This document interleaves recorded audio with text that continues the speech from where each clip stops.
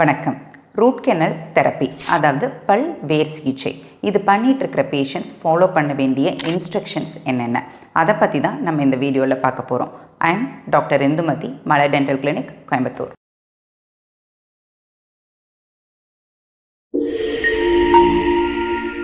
நம்ம டென்டிஸ்ட் கிட்ட போய் வேர் சிகிச்சை பண்ணிட்டு வந்ததுக்கு அப்புறமா வேர் சிகிச்சை பண்ணப்பட்ட பல்லு இருக்கிற சைடு நம்மளுக்கு மரத்து போயிருக்கும்.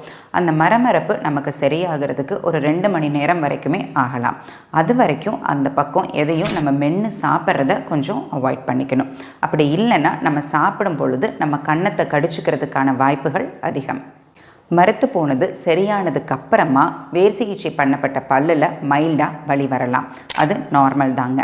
பல்லில் இன்ஃபெக்ஷன் அதிகமாக இருக்கும் பொழுது நம்ம ரூட் கெனல் பண்ணோன்னா அதுக்கப்புறமும் ஒரு 2 நாளைக்கு மைல்டு பெயின் கண்டிப்பாக இருக்கும்.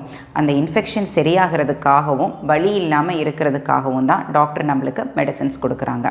ஸோ பெயின் இருக்கோ இல்லையோ கண்டிப்பாக டாக்டர் கொடுத்த மெடிசின்ஸை கரெக்டாக சாப்பிட்ணும். பல்லில் இன்ஃபெக்ஷன் அதிகமாக இருக்கும் பொழுது வேர் சிகிச்சையை 2-3 சிட்டிங்ஸாகவும் பிரித்து பண்ணுறதுக்கான வாய்ப்புகள் இருக்குது.